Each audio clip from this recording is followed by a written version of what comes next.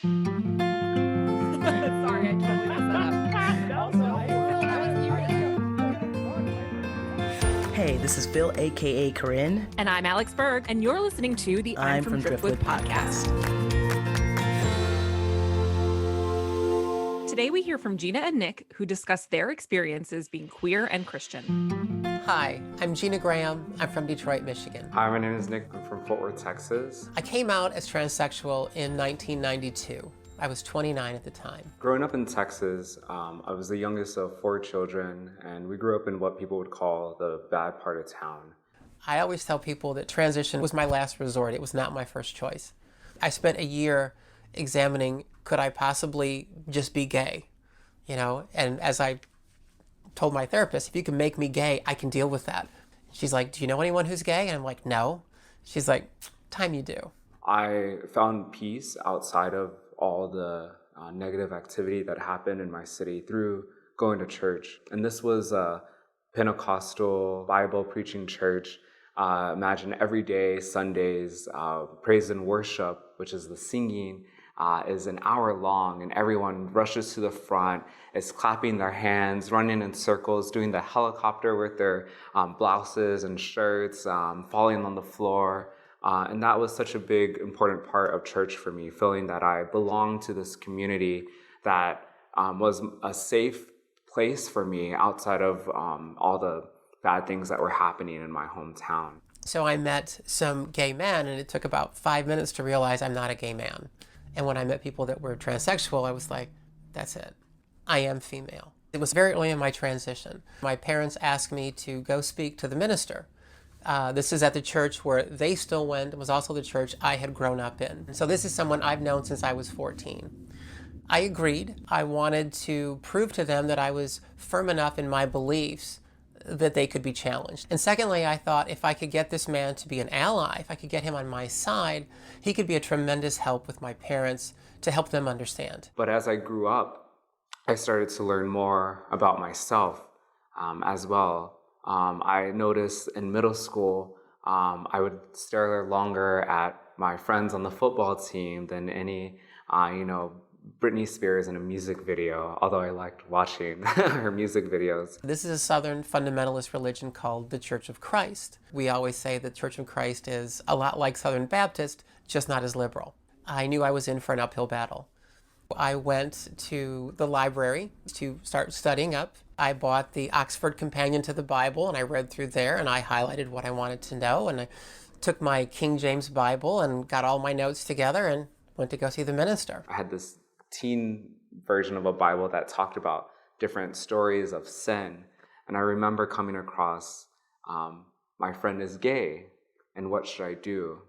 And I remember when I read that short story, they pointed to a scripture in the Bible that said, there's no room in heaven for people like this. I was a senior about to go to college, another exciting moment for me. But I was on my knees saying, God, change me, change me, change me. And then just something clicked and told me I can't change. When I went in, his first comment was, you know what you're doing is wrong in the eyes of God. And I said, actually, no, I think that what I'm doing is perfectly fine in the eyes of God. I said, let me ask you a question. I said, is the Bible the absolute truth word of God, or is it a story of metaphors? And he said, no, it is the absolute truth word of God. And I said, so then the Garden of Eden would be the high point of God's creation. That was his initial untouched creation. He said, yes. And I said, then where's the minister? There's no minister or church in the Garden of Eden. And he started to get quiet. And so he goes to Leviticus and he quotes, the man should not lie with another man. And I said, okay, then what about shellfish and pork and tattoos and wearing clothes of different fabrics? I don't see any of these being taught or preached against. At that moment, I made a choice that, well, if I can't be fully committed to this, then I can't be any part of it. I decided to start to walk away from the church. And it happened at the same time that I was going away from Texas to New England, Providence, Rhode Island, to my school, Brown. Sometimes when I'd go home when I was in college, I would go home back to Texas, and my family was still going to church, so I'd join them sometimes. And the church was such a big support with helping me set my goals to finish high school, to get into college. They would ask me to come on the stage and give a little speech and update about what I'm doing and help motivate others in the church. And then they would all come around and pray for me. And I would just think in those moments that I was being dishonest, that I was a fraud.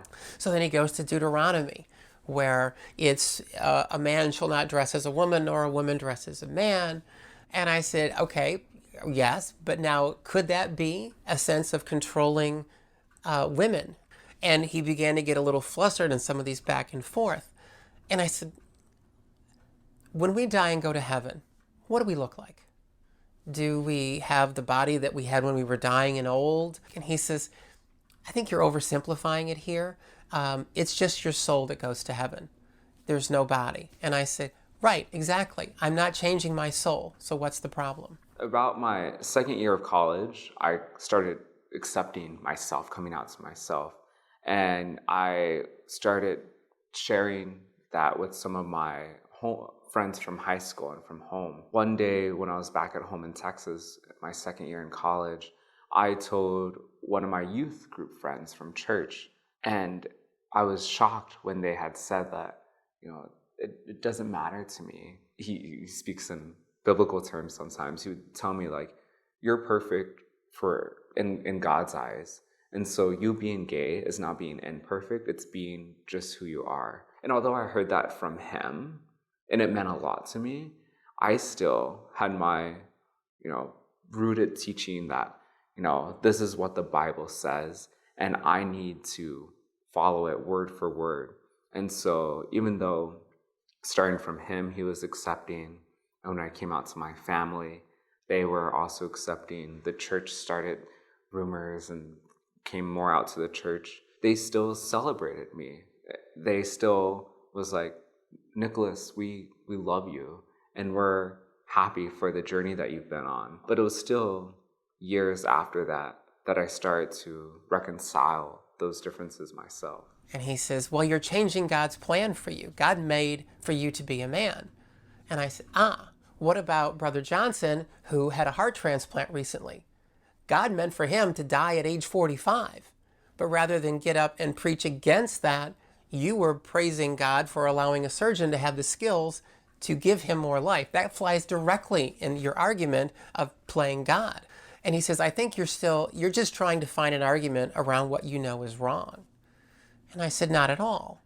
We're supposed to be New Testament Christians. So Leviticus, Deuteronomy, all this stuff is irrelevant. Jesus fulfilled that. So show me in the New Testament. Tell me why I'm wrong. And he says, well, I can't tell you why it's wrong. I just know that it is. And I said, well, that's your personal opinion, and you're entitled to that. But your job is to preach what's in the book. So if you can't show me in the book where this is wrong, then you can't get up in that pulpit and preach that it is. Gina, I was so impressed how she came out the gate with like, all right, let's debate this. Like when she and the minister were talking, she showed up ready for a debate. Mhm. I was like, go, Gina. I was so impressed. She was like, bring it on. Like, I have some questions. And at times you can see that the minister was a little bit, on the back foot, sort of like, I can't really answer that. And I have to rely on, well, that's not how it works. Or that's not, I think you're misinterpreting, the Bible. I thought that was incredible. Yeah, I mean, I just think about how that takes such a strong sense of self and a kind of fortitude to know that you are right, especially in the face of a religious institution. If you think about it, somebody who's a pastor is in a position of power in your community. So it is just very, as you said, impressive that she was able to really hold her ground in that way. I'm not sure when I came out, I'm not sure that early on in that process for me that I would have been able to do something like that, especially with someone who was perceived as a community leader. After graduation, I got my first job in New York, and I moved here to New York City, which was one of the best things that could have happened to me. I had a great community of friends. One night, I was with some of my closest friends. We're celebrating, being here in New York. We're growing in our careers. Everything's looking really good for us.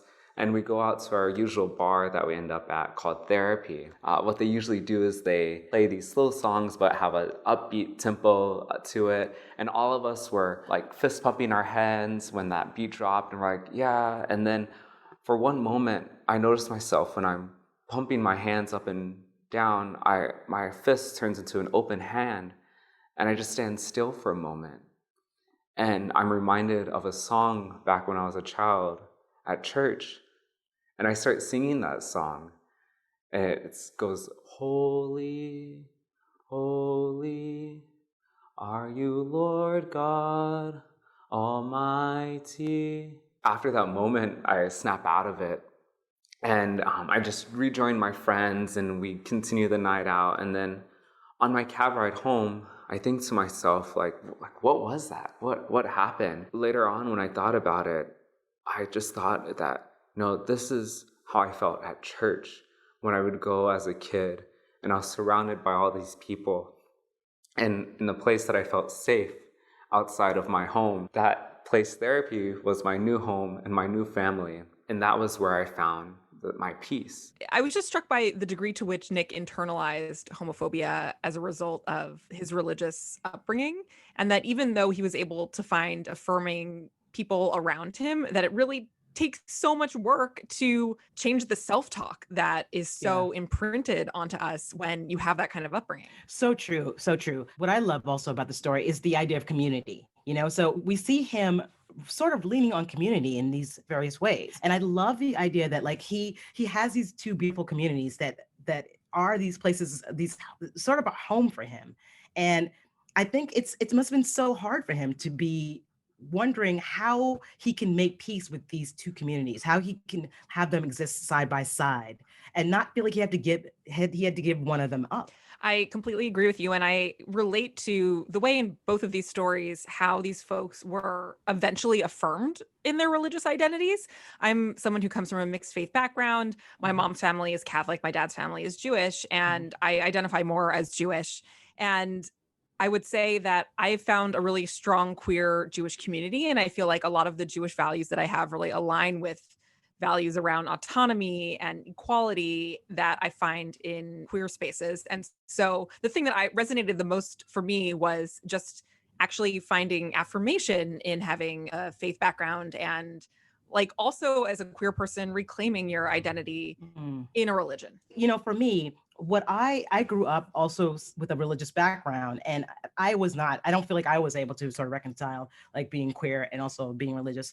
And I kind of backed away from the church. But as I've gotten older, I've seen friends who have been part of like interfaith religions that made me feel like, wow, this is so interesting. I've never been to a place where I could be exactly who I am and also be in this place of worship and still steeped in religion in some way. It's kind of comforting to see that those two things sort of put together.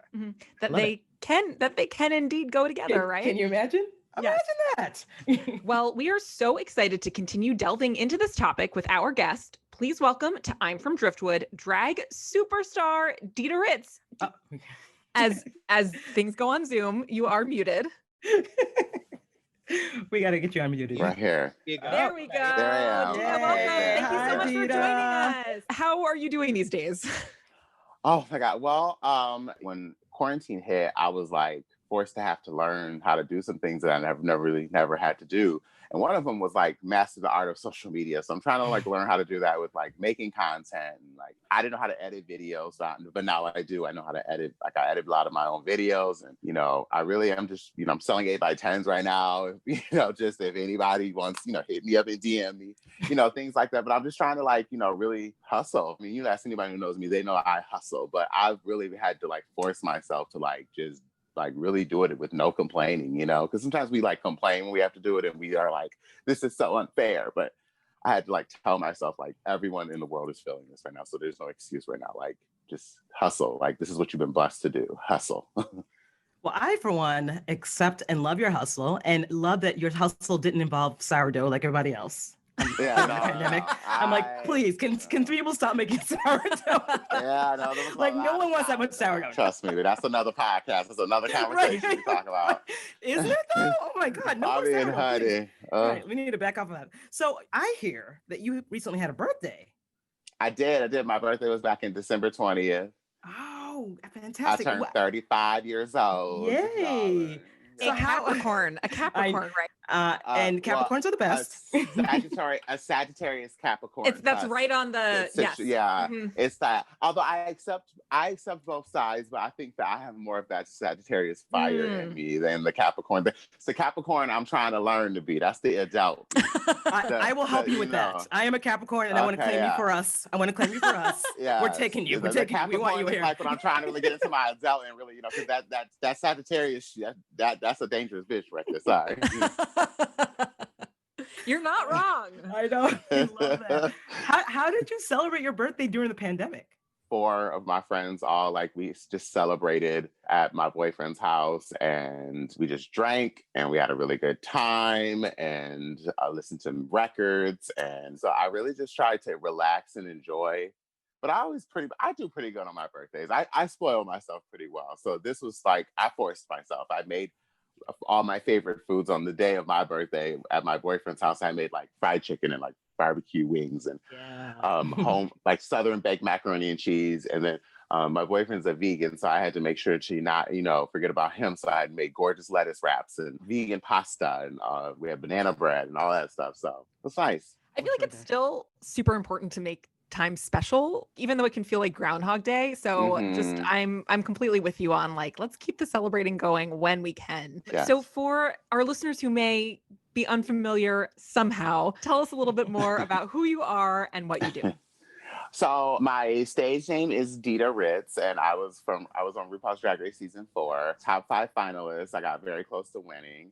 And I like to think that I'm pretty much a staple in my community, in my industry. I've worked with a lot of really top known drag queens, everyone from Shea Coulee to Violet Chachki to Detox to I just had Brooklyn Heights at my birthday. Kevin Aviance wished me happy birthday and did at my digital birthday show. So I'm very well networked in the drag scene. And I've been doing drag for almost 20 years. So drag is just something that kind of like fell into my lap because I went to fashion school and I couldn't find a model to like model any of my clothing. So for me, it was like, okay, well, I can just wear the clothes and dress myself in drag, and then I can take the pictures and that'll be fine. Like, at least, I don't have to pay a model. I don't have to worry about that. But then I realized what I look like in drag, and I was like, oh. And then when I had my friend professionally do my makeup, I remember that was like the first time when I like saw my face professionally done by, he worked at MAC at the time. And so he is a fierce makeup artist, and he did my makeup. And I remember I just was like, oh my God, like, every drag queen has that moment when they get their makeup professionally done for the first time. And you have that moment of like, oh my God, like, wow. Stunning. I love that. That's such a great story. It's such a good story. I loved you on season 4 of RuPaul's Drag Race. Your lip sync in front of Natalie Cole is arguably one of the best lip syncs in the show's history. Thank you. I have to know, how does it feel all of these years later to still be recognized for that?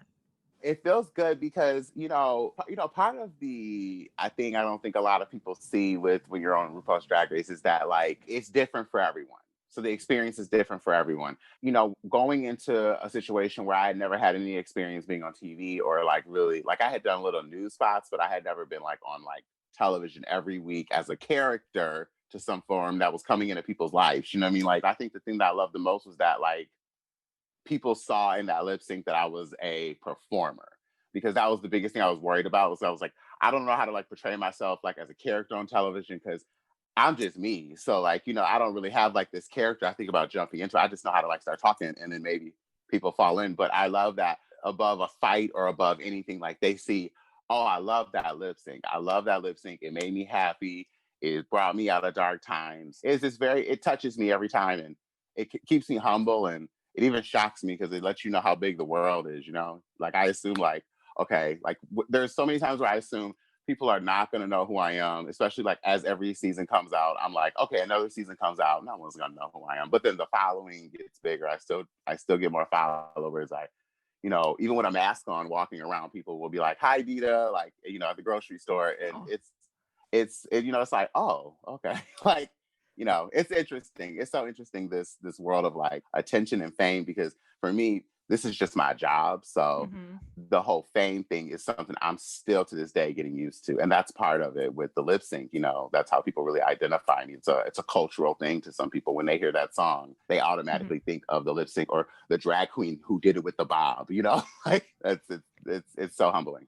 It sounds like it's just a real reminder every time you would have one of those interactions of just how far reaching the impact of RuPaul's Drag Race has been. Yeah, it's like, once again, it's just very humbling because it grows every year. And like I said, for me, it becomes like a newer learning experience, right when I'm like, ground from season 4, I'm sitting in my legacy, I'm good, but then a whole like the whole 1,500 people pop out of nowhere, start following you, and you're like, and then they're like all obsessed with you, and they're commenting on everything, and they're just discovering the show, or they hadn't maybe watched my season, and then they went back and binge watched Drag Race and happened to fall into my season. So it's really humbling. It really is, and it feels great to be a part of it. So I'm a part of history. That's the best. That's amazing. That's the amazing part. I'm a part of gay history. I will be written in a book somewhere probably. So.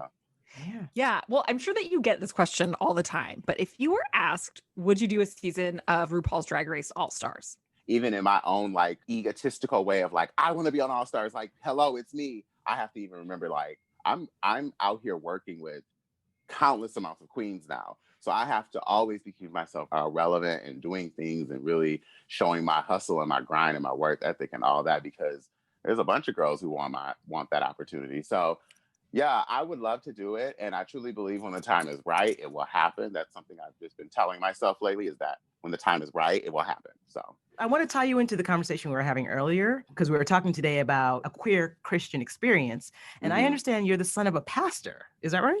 I am. I am the son of a pastor.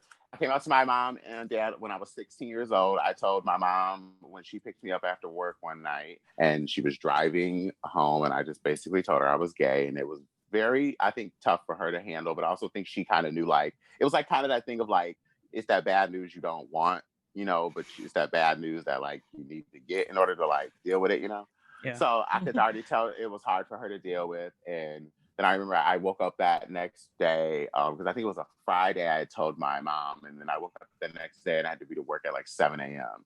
And my dad and I had a whole full discussion at the table in the kitchen. And it was very like kind of dramatic and very bad, because my dad just did not know how to handle this. Specifically, like, I don't think people understand how, like, just like drag, there's a whole industry of churches, and there's an industry of the church itself. And there are pastors and first ladies and people who are affiliated with the gospel world. So my father is kind of one of those people. He knows a lot of pastors and bishops, and he just knows a lot of those people. So I think for him, that's what he immediately thought was, I think he thought what they were going to think. Well, then you go on to be very public about your life and very high profile and embracing LGBTQ culture on TV. So did you have to have another conversation with your parents about drag? When did that come up? So I'd had a conversation about drag with my parents like maybe 6 months before I was going on Drag Race. And I said, I've been performing and I have really gained a following and a kind of like a thing about it. And I think that this is what I really want to do. And I've always, I was always in dance numbers and all this stuff. And I said, I can incorporate everything. I was like, I went to fashion school. I already know how to sew. Like, okay. And I think when I got on, my mother, it was like a moment where she was like, okay, I see how serious now you take it, How did your dad deal with you being on the show? It took a lot of time for him to deal with it.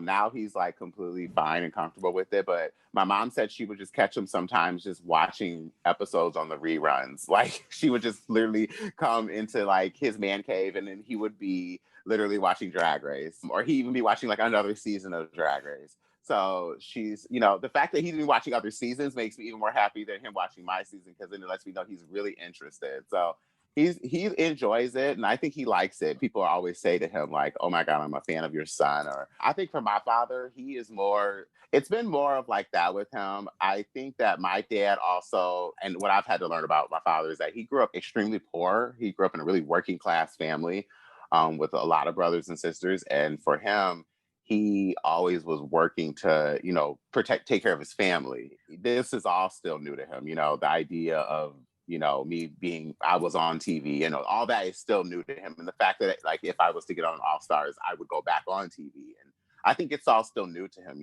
I still remember when I was young and we went to go see The Nutty Professor. And I'll never forget, my dad said, this is the first time I'm ever going to a movie theater. He's like, I've never been to a movie theater before.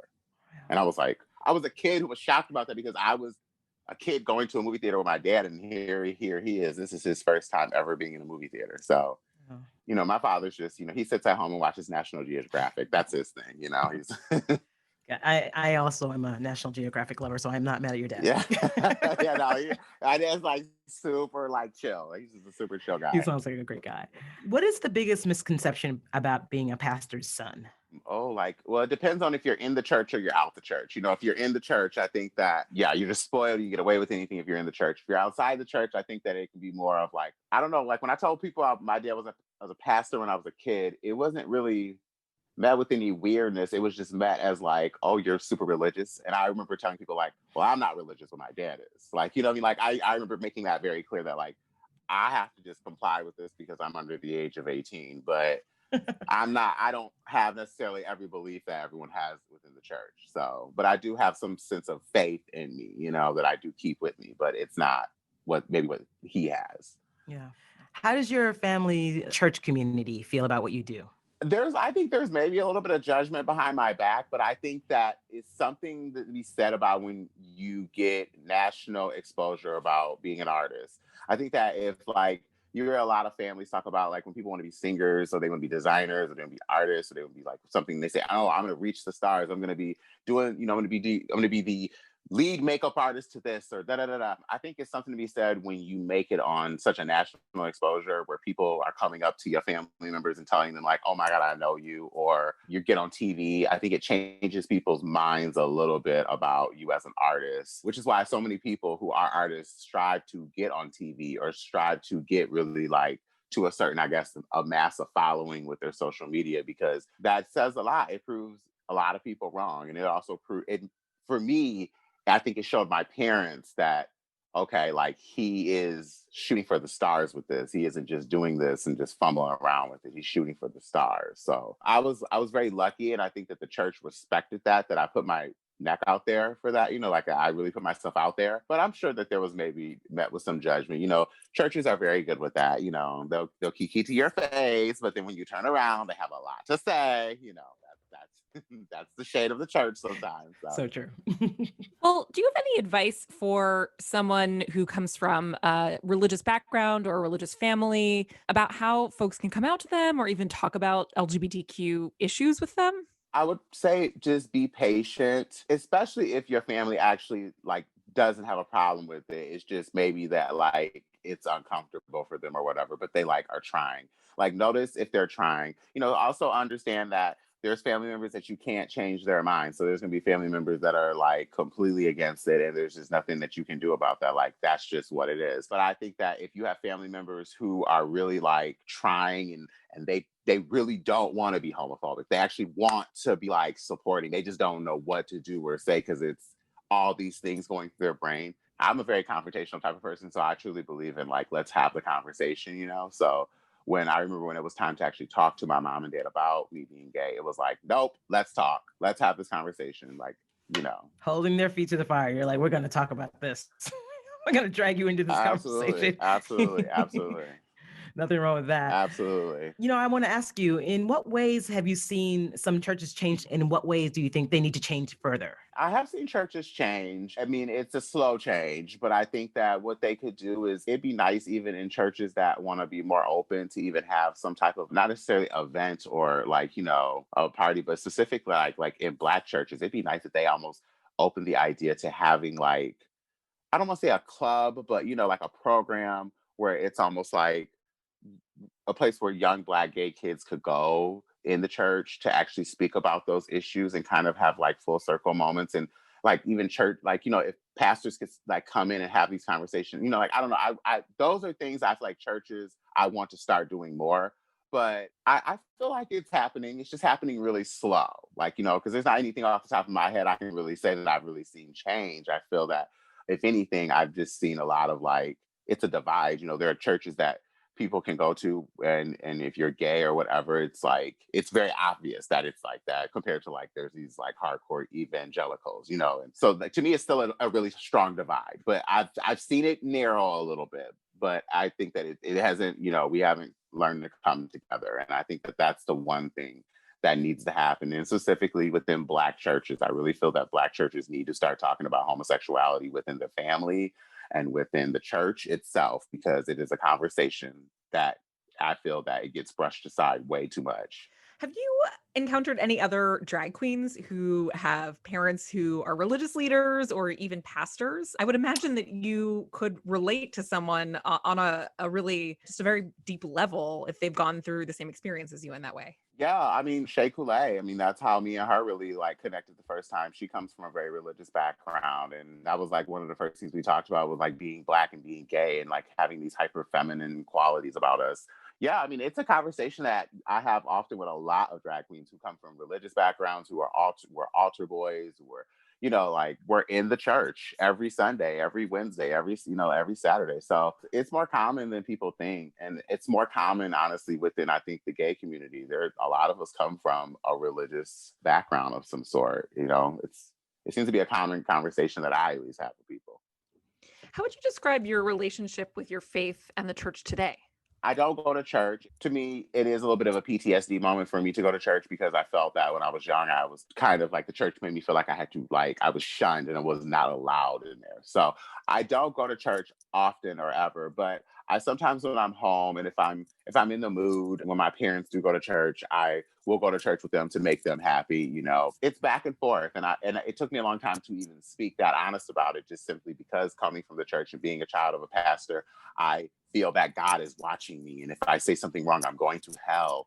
I do think those things. And I do have that in my brain sometimes. And I have to understand that, like, it's okay to like have your own like belief in your own faith, and not necessarily, it doesn't have to be so dark. I haven't hurt anybody. I haven't harmed anyone. I haven't killed anyone. So I'm not going to hell. Like, you know what I mean? I know that my spirit will be going to a paradise, So, and that's how I think about it even more, a paradise. I'm a good person. So I know that when I leave this earth, I'm going to a much more happier place. I won't be burning in anyone's hell, Right. No fire and brimstone for you. Not at all. Absolutely not. I haven't done anything that harsh in my life to at all do that. And if I go to hell for stealing that Snicker bar, well then damn, like, that was a hell of a Snicker bar, honey. And I hope you enjoyed it. Right? Like, my goodness. Now on Sunday mornings, I might not be at church, but I'm cleaning my house, playing my Christian music on blast, and really worshiping one-on-one. I can have my fun and community in Hell's Kitchen at therapy, and the same religious experience I've had in Texas at the church, now I have it at home with my radio and my broomstick. For me, my religious life is as much as part of my identity as my queer life. And so there's a really great peace that you have with being able to reconcile and accept all of your identity for who you are. It's really that one-on-one journey that you have. He got up and he gave a lesson on a Sunday, preaching against the evils of this, as my parents and my sister and my aunt sat in the audience and listened. It was illuminating, because I felt he wanted me to be repentant when I came in, a sense of asking for forgiveness and all of this. And actually, I was more defiant. You can back up anything you want to believe in the Bible. You can find a verse to do that. If you choose to believe in slavery, you can find a verse to back it up. If you believe in misogyny, you can find a verse to back it up. If you choose to believe that God is all about revenge and fire and brimstone and damnation and all this, it's there, as is that God is all about love and forgiveness. Religion is too often used as this hammer against the LGBTQ community. And I want people to know that that's not what the book actually says. It just breaks my heart to see so many people in the community have all this internalized shame because of what they feel the Bible is saying, and it's just not true. Within a year or two, that minister left, a new minister came in, complete opposite. He was completely on board with my being transsexual, with my transition, and helped my parents through it. His first words to me were, "Hey girl, come on in here." And I was like, wow, okay. And we talked the same way that I talked to him with the first minister. And he said, there are just some things that are best left to God, and it's not our job to judge. And he told my parents, this is not a sin. Welcome your daughter. This is not a sin. That right there was all I ever wanted.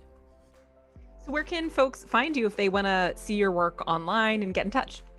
Yeah, on Instagram, on Dida Swag on Instagram, The Real Dida Swag, which is my Twitter handle, and then Facebook.com/Dida Ritz. I've been doing my Details show on Twitch.tv/Details The Drag Show. And I have my show I do usually on IMHO channel on YouTube, Details with Dida Ritz. And it's usually where I break down pop culture. I talk about Drag Race. I kind of talk about all types of different things. I was selling by 8x10s, darling. So DM me or email me if you're interested in those things. But yeah, just really trying to use every bit of outlet I can and talent I have. I've been very, very busy, and I've been very blessed that I've been busy. I've been able to stay working and doing digital shows, because I know that it's not like that for every drag queen. You know, just shout out to all the drag queens out there who are really like sticking to their pride and want to do drag right now and don't want to have to go get another job. You know, shout out to any artist right now who is really just like sticking to their goal and their gift, you know, so. You are such a pleasure. Oh, thank you. It was so awesome getting to talk to you. Loved it. Oh, thank you so much.